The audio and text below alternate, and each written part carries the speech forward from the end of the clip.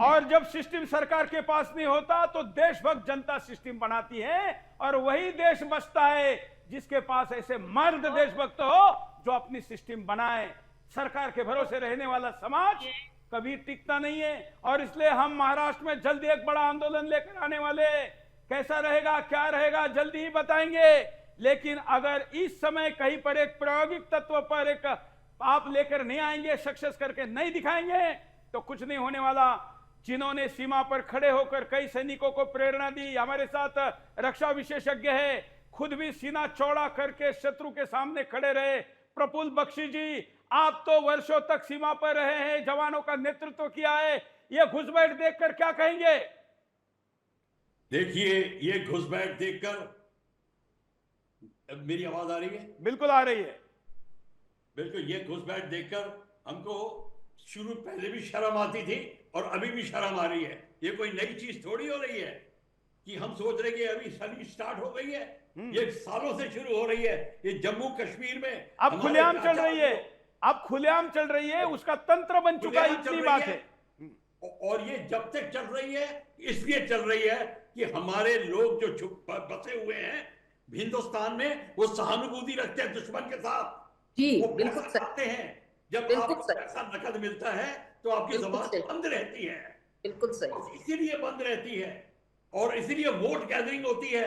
आपका मुल्ला भी मुस्लिम, आपके एडमिनिस्ट्रेशन में दे रहे हैं और सारे मिले हुए हैं और शुरू से मिले हुए हैं। ये तो अब मोदी गवर्नमेंट तो अभी आई है, ये तो कब से चल रहा है। कश्मीर प्रॉब्लम ही यही है। तो आपको ये नई चीज तो है ही नहीं। इसको तो दूर करने के लिए आपको इंटरनल सिक्योरिटी डॉक्ट्रिन दोबारा लिखनी पड़ेगी, कॉन्स्टिट्यूशन में प्रावधान लाना पड़ेगा, आपको कॉन्स्टिट्यूशन रीराइट करना पड़ेगा। इसके लिए तब आपको पता चलेगा कि आपकी खामियां कहां पर है। ये एकदम से ये कोई थोड़ी है कि बेटनोवेट लगा के आपका एक्जिमा चला गया और फिर आ गया। ये नहीं हो सकता। ये आपको पूरा का पूरा अभियान करना पड़ेगा और ये सिर्फ प्रेजेंट गवर्नमेंट ही कर सकती है, पर उसको टाइम चाहिए।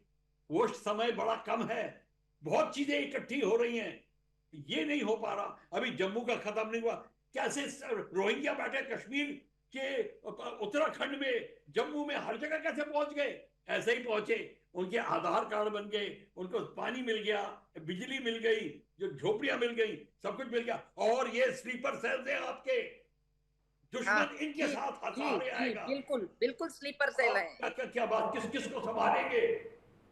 तो जब तक आपको पूरी रेवोल्यूशन नहीं लानी, इंटरनल रेवोल्यूशन आनी पड़ेगी, एडमिनिस्ट्रेशन रेवोल्यूशन पूरी चेंज करनी पड़ेगी।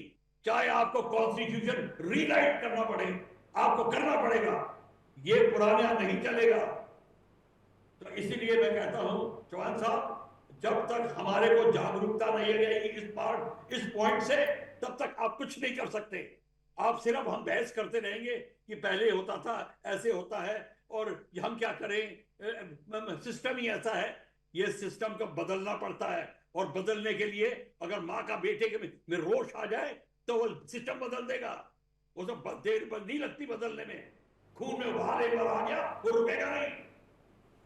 तो ये मैं बता रहा हूं आपको कि ये अभी हमको ध्यान से इस बात को सोचना पड़ेगा। At a national level white paper लिखना पड़ेगा। ये सिर्फ महाराष्ट्र का प्रॉब्लम नहीं है, ये बहुत जगह चलने लगा है, हर जगह आएगा ये प्रॉब्लम। बिल्कुल।